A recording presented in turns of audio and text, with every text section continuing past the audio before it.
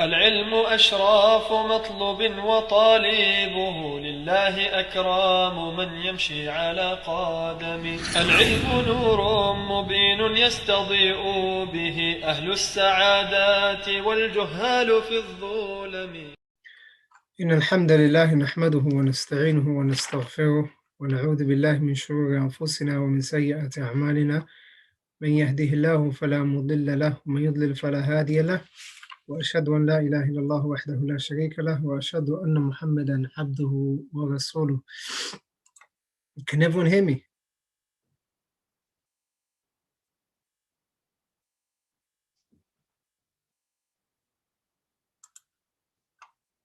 طيب.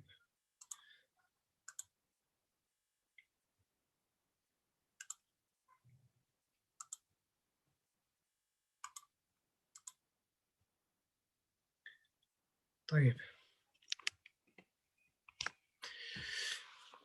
So inshallah we'll carry on with the Manduma, and hopefully today will be the last class.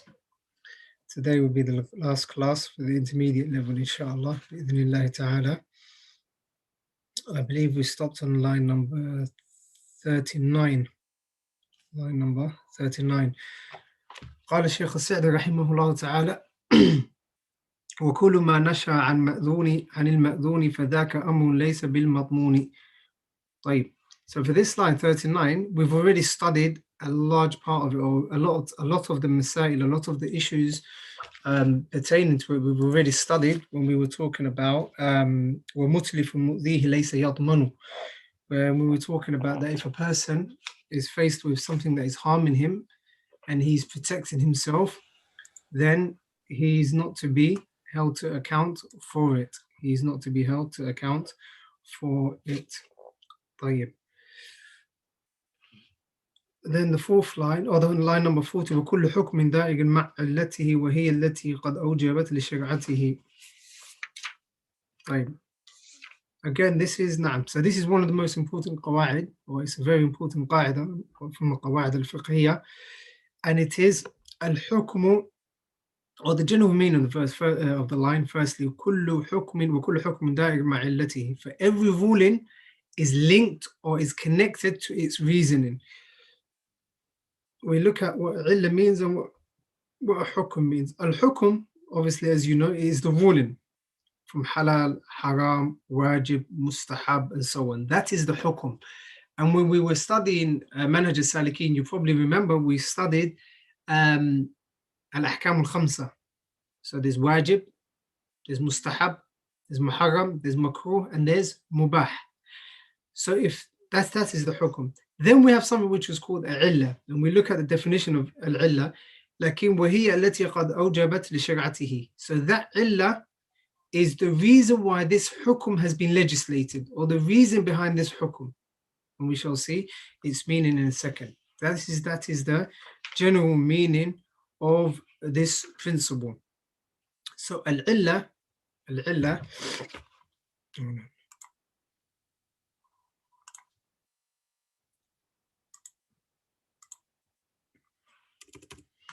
So I'm going to write the definition of al-illah, and it is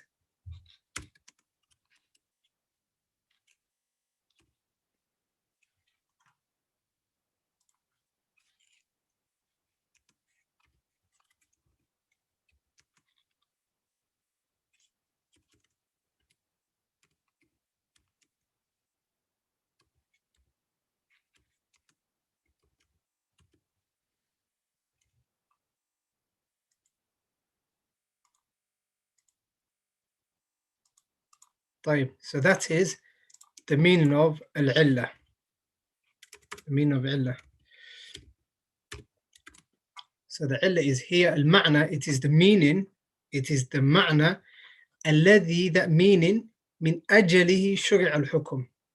It is the reason why this hukum has been legislated in the first place. It is the reason why this hukum has been legislated in the first place. مثلا الآن قصاص. If I was to ask you what is the hukum of qisas, or if a person kills another person, you will say that the hukum is qisas, meaning that person is to be killed.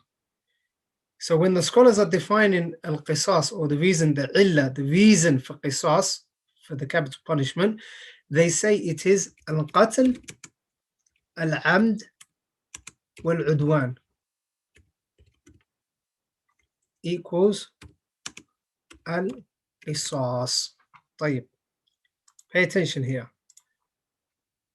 So we're on now, this qaida, or this line, talks about the illah, the reason for a legal ruling to be made wajib or muharram or mustahab and so on. So for example, now al-qatl, killing a person is obviously muharram. Lakin, is there every type of killing that is muharram? So for example, if you accidentally run someone over in the car, is there qisas? Will you be killed for this hukum? If you accidentally run over someone, will you be killed for it? Hold on.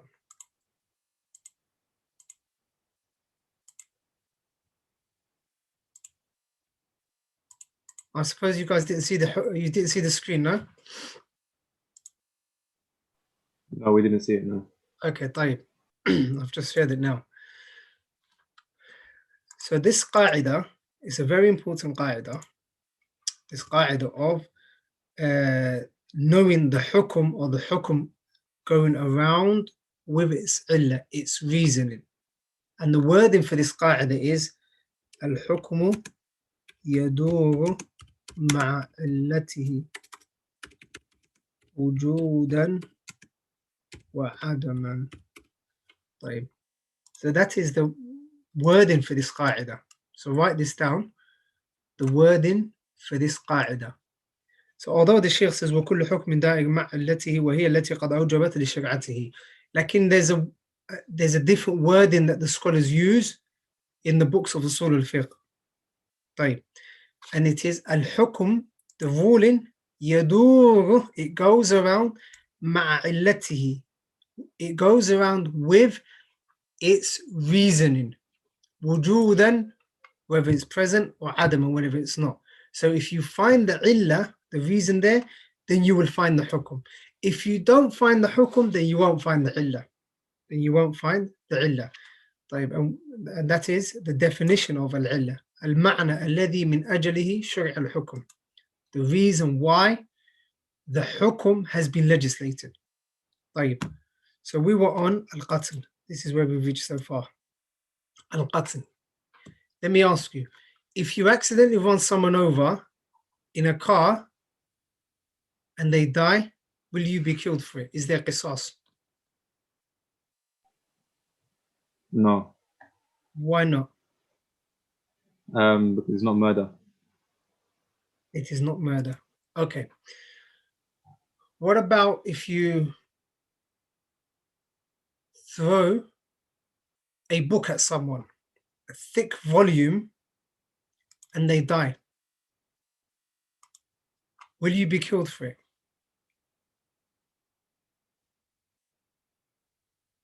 And they die, طبعا. So you throw a really thick book at someone and they die. Will you be killed for it? Like the answer In a is, Sharia court, huh? In a Sharia court, would you be asked why you threw it? No, you would be. And also what would be looked at is whether this thing usually kills or not.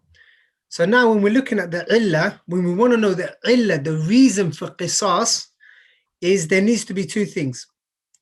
There needs to be al-amd, it has to be intentional. It has to be intentional. Secondly, so intentional, so if you accidentally run someone over there, you won't be killed. There's no qisas. Why? Because it wasn't intentional. Just like if you was asleep and you stepped over someone, or you stepped onto someone, and they died. But if you were sleepwalking, so you won't be killed. Why? Because there's not an intention there. It's not amd. Then there's udwan, which is you have to be transgressing. You have to actually oppress someone. Okay? It has to be dhulm. There has to be dhulm there. Lakin, if someone kills another person and then their hukum is qisas, that they need to be killed, the one carrying out the qisas, will they be killed? The one carrying out the qisas, they won't be killed. Why? Because they are doing a hukum which is shari'. So there isn't oppression, there isn't transgression. There's no transgression there. This person deserves to be killed. So the one that's killing, the one that's carrying out the qisas doesn't get killed. So the illah here is al-amd wal-udwan. The illah consists of two things, al-amd wal-udwan. Al-amd, intention, and transgression. طيب, this is the illah. If this illah is found, then you will get qisas. There will be qisas. So a killing, qatl, which is al-amd and udwan, equals what? Qisas. Equals what? Qisas. طيب.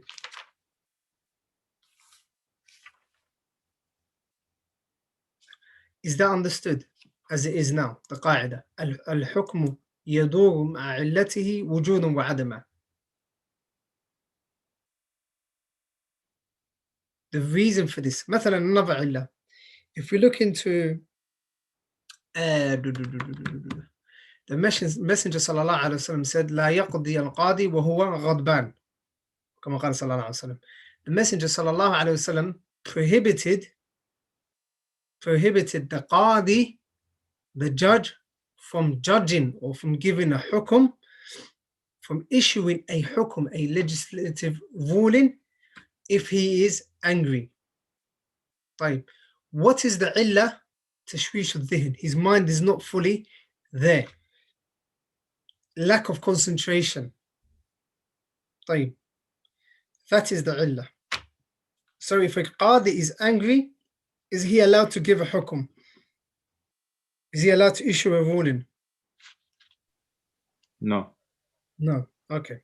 What if a qadi is not angry? If there's no anger there, is he allowed to issue the hukum? Yeah. Okay. The same is that, or what is similar to that is if the qadi is also hungry.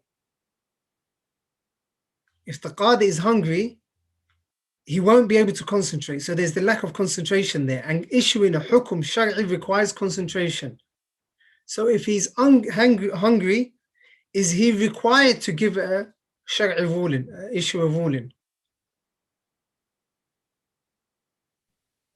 He's not allowed because the illah is there now. Because there's lack of concentration. That's the illah, tashwish al-dhihn. He's not fully, his mindset is not in place. He's thinking about other things, so he can't fully concentrate. Okay, طيب.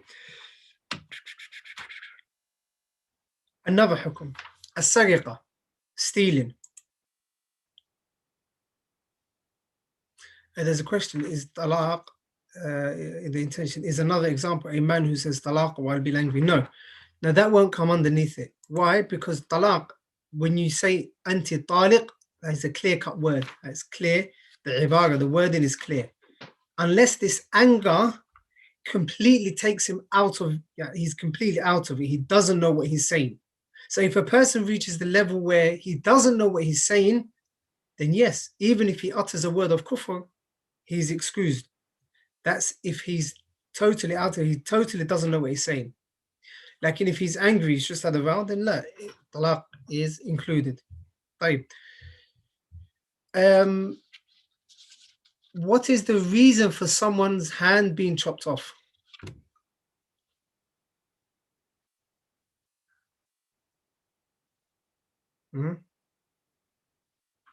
للسرقة. Stealing, sariqa. طيب. So, قطع اليد, the cutting of the hand, the reason for it is a sariqa, a person stealing, obviously meeting the nisab, the threshold and the conditions and so on. Lakin for stealing, for cutting off the hand, the illah, the reason is stealing. طيب. If this illah is not there, if a person hasn't stolen anything, can the hand be chopped off?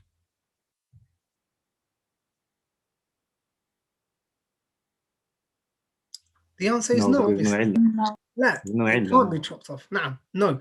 Why? Because the illah is not there.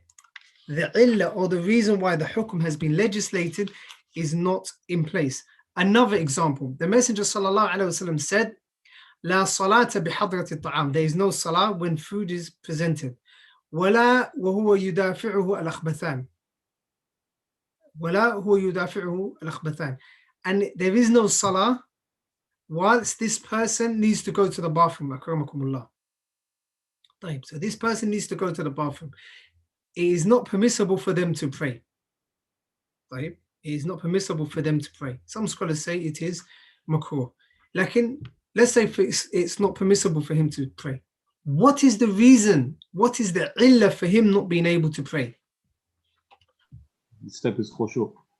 Lack of khushu' and his mind, there's tashwish al-zihn, as they say. His mind is not there. Same as the judge not being allowed to judge when he's angry or hungry.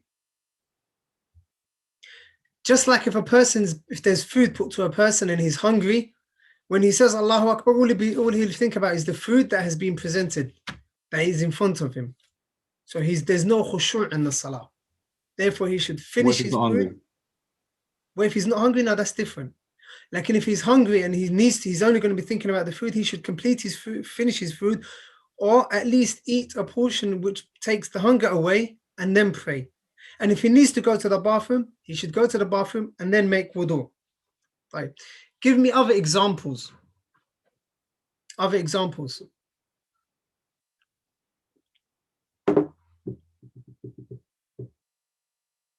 I'll give you an example. And I think I've mentioned this example before. A person walks into the masjid and they're praying jama'ah. So he walks into the masjid, takes his shoes off. As he's walking to the jama'ah, he tries to put his phone on silent. He remembers that he doesn't have his phone on him. So he must have left it on the dashboard, or he's left it in the car. Right. What should he do? Should he join the salah or go back and get his phone? What should he do? Go back and get it. I remember you said this example years ago. Go back and go and get his phone. Why? The salah is there, the jama'ah is there. How can he leave the masjid? He's going to disturb his khushu'. He's going to disturb his khushu' because he's not going to be able to pray as he should. Right. Another example that one of the students just mentioned is shortening the salah is specific to the traveler. Yes, when a person is traveling, the reason is them traveling. That is the illah. So if they're traveling, they're allowed to shorten the prayer and they're allowed to combine the prayer. How about if they're not traveling? Then no, they're not allowed to combine the prayer. Okay, another example. The person who is traveling is allowed to what? Break his fast. He doesn't have to fast if they're traveling. If a person is traveling, they don't have to fast. What is the illah? What is the reason for this? Suffer. Suffer, exactly. Suffer is the reason why them traveling is the reason why they're allowed. So the illah is suffer. Can we say the illah is difficulty? I know we talked about this issue on more than one occasion. Can we say the illah is if there's difficulty? So if there's difficulty, he can break his fast. If there is no difficulty, he's not allowed to break his fast. Is it okay to say this? Could you say the question again, please? We said the person that's traveling, we said that the reason why they are allowed to combine their salah, allowed to shorten their salah, and the reason why they're allowed to break their fast, not to fast meaning, is because they are traveling. Sah? As-safar is the illah. Can we say, no, the illah, the reason for them being allowed to break their fast is al-mashaqqa, wujud al-mashaqqa, the presence of difficulty. Meaning if there is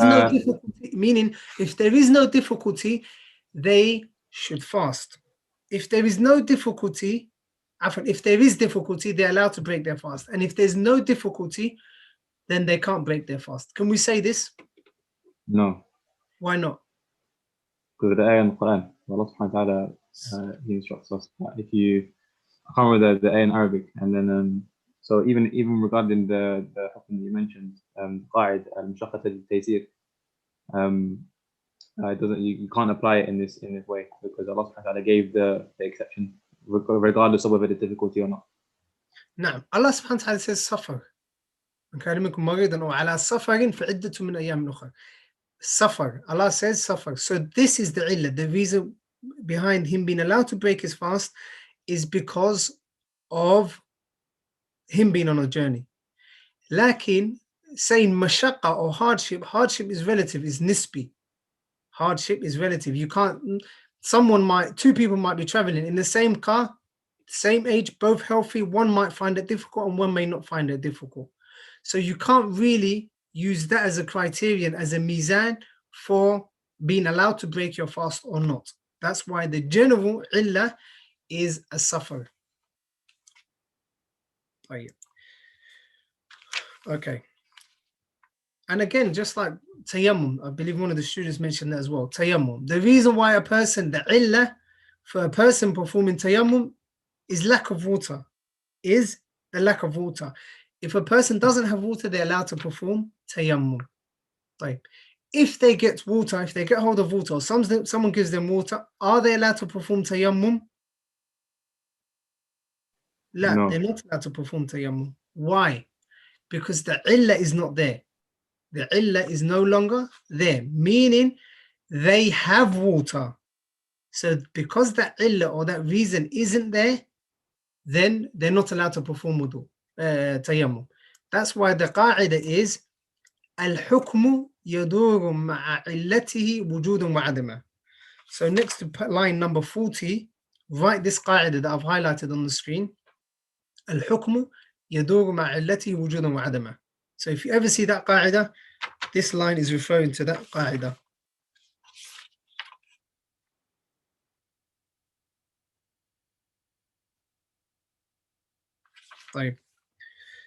The next قاعدة or the next line قال الشيخ رحمه الله تعالى وكل شرط لازم للعاقد في البيع والنكاح والمقاصد إلا شروطا حللت محرمة أو عكسه فباطلات فاعلما.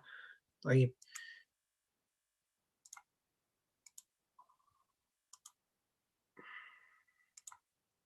So the Sheikh says in the next line,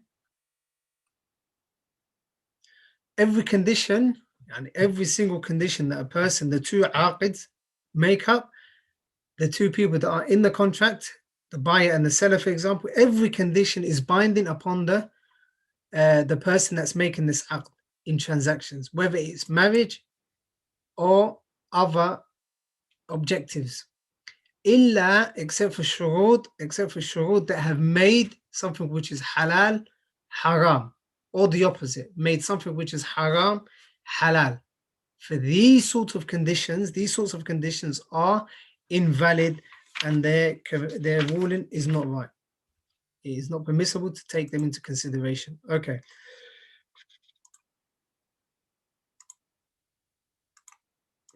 When we were studying Manhaj al-Salikin,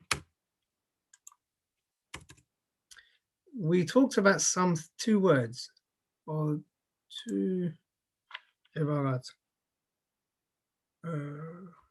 شروط النكاح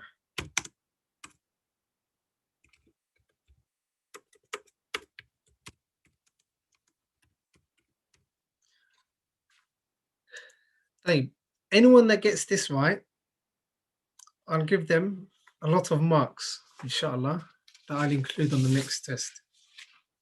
طيب. What is the difference between, let me explain this qaida first. No, without explaining. What's the difference between shurudun nikah and shurudun fin nikah? Or it doesn't have to be nikah necessarily, or it could be al-bay' or shurudun fil bay'. So shurut al-nikah are the conditions. One sec, Nabil, one sec. Someone wrote something before you. Let me just read out what they're saying. Okay, so there's the shurut nikah are like the general conditions of nikah. Shurut in nikah are those conditions laid out by Ahsanti. طيب. طيب. Excellent. Nabil Khan.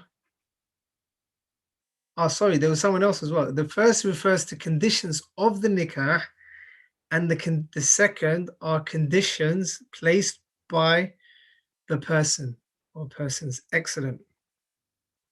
Excellent. That is correct. Nabil, was that what you was going to say? Yeah, this is Go on, explain it. Go on.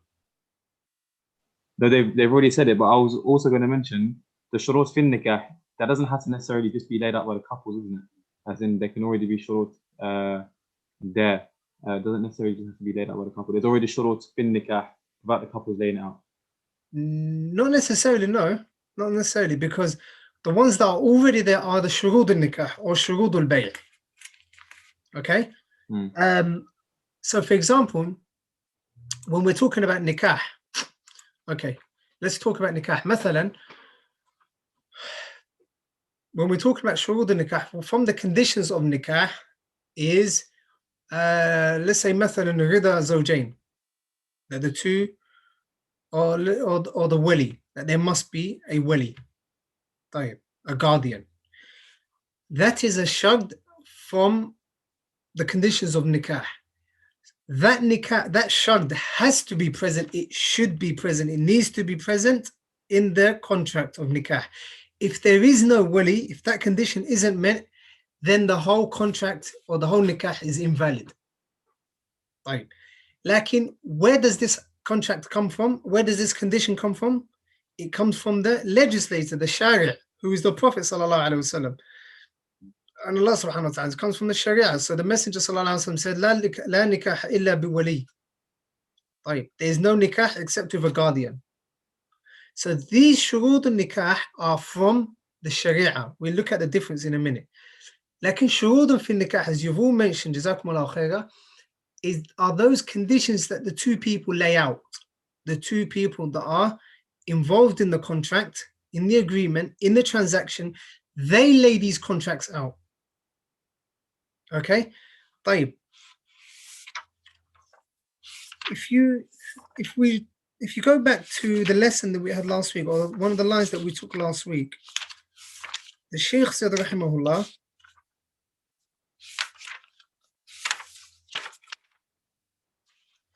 وإن أتى التحريم في نفس العمل أو شرطه فذو فساد وخلل.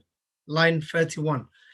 We talked about a condition back there and a condition here. What is the difference between the two?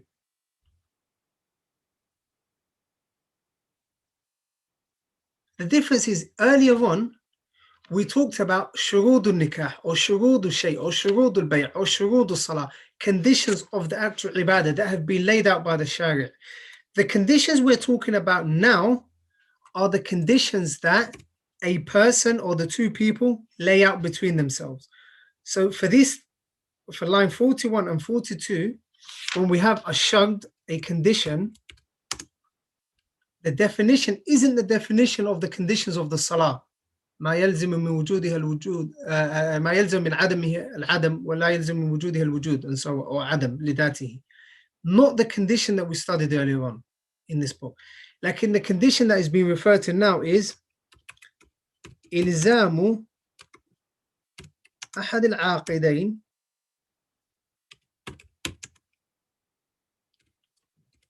الآخر ما له فيه منفعة.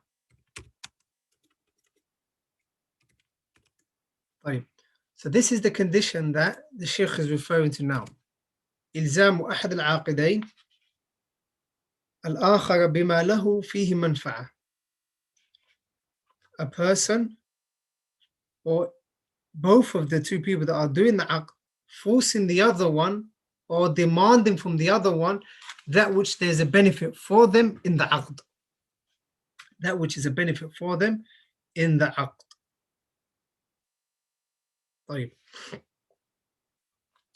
So the general meaning of this line is, if two people agree on something, then they must fulfill their conditions. If they set out lay out a few conditions or set of conditions, then these conditions must be fulfilled. That is, whether it's in nikah, bayt, wherever it may be. Yeah. Unless, of course, there is in these conditions something which is muharram. Something which is muharram. Like, can anyone give me an example of a condition that the two people can lay out that is permissible, that they must both fulfill?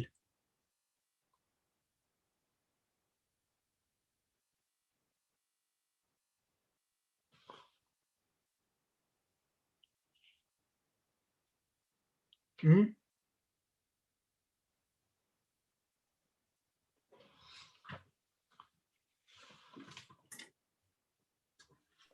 Could you say the question again, please? Sorry.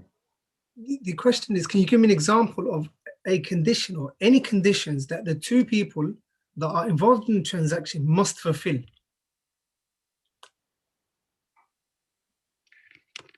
Okay, I'll give you an example. مثلا, let's see. Okay, so one of the students says, if a woman places a condition for the man to not take a second wife, طيب. So if a man if a man and a woman are about to get married, and the woman lays out a condition, she says, once you're married to me, you cannot get married to a second wife or to a third wife, depending on what number she is. So she agrees with him, she places down a condition that you cannot get married, and he accepts that condition. He accepts that condition. Right. He must fulfill that condition, meaning he's not allowed to get married again. Right. What happens if he does get married again? She has a choice whether to accept it or not. Then it goes back to her. So he must abide by that condition. Right. Any other conditions? For example, someone says, I'm going to sell you my car, but I place a condition that I use it for the next 2 days and then I will bring it to you. Again, that is permissible. Someone says if a person asks, or if she asks to provide a separate accommodation for her. Yes, you can say that condition, but the aqd already necessitates that anyway. The aqd, the contract that he has, or the aqd of nikah in of itself, already necessitates that the man provides accommodation or separate accommodation for the wife as it is. Lakin if she places a condition that they live separately, as one of the students said, if she places a condition that they live separately, is that permissible? Yes or no? Yes, it is permissible for her to place this condition. If he accepts, then it's permissible, because it's his right that she lives with him, lakin he's the one that's forfeiting his right. So he must abide by that condition. Okay, so in a business transaction, the payment given and the type of work being done, yes, that is a condition. The amount of money you're going to give them. So for example, you build this house and I'll give you 100,000. That's a condition. That's an agreement that they have. Or to be more specific, I'm going to build you a house, can you give me the money beforehand? That's a condition that he places. Or mathalan, you give me half of the payment in advance and half whilst I'm halfway through the job. That's a condition that can be placed. So the meaning of this qaida is that we must respect and fulfill these conditions. That is the meaning by these conditions. So there's a question, if the condition is broken, the man does the woman have? So there's a question, if the condition is broken, meaning the condition of a man not getting married again, does the woman have to go to a qadi for a khul', or is it automatically nullified? No, it always has to go back to a qadi. It has to always go back to a qadi, because anything can happen. He might deny that he even got married. So that is the meaning for this condition. Lakin, the bottom line, where number 42, إِلَّا شُرُوطًا حَلَّلَتْ مُحَرَّمًا أو عكسه. طيب. What about if a woman says, طيب, I'll marry you, but I place a condition that we can't have any relations. We can't have any relations. Is this permissible? The answer is no. Because why? Now this goes against the essence of the aqd of the nikah. This goes against the essence or the aqd of a nikah. What about if someone says, I'm going to sell you this car, but you're not allowed to take advantage of it. You're not allowed to use it. You're not allowed to drive it. That aqd is batil. That aqd is batil. It is not, you cannot accept it. Why can't you accept it? Because that aqd goes against the essence of the whole contract of buying and selling.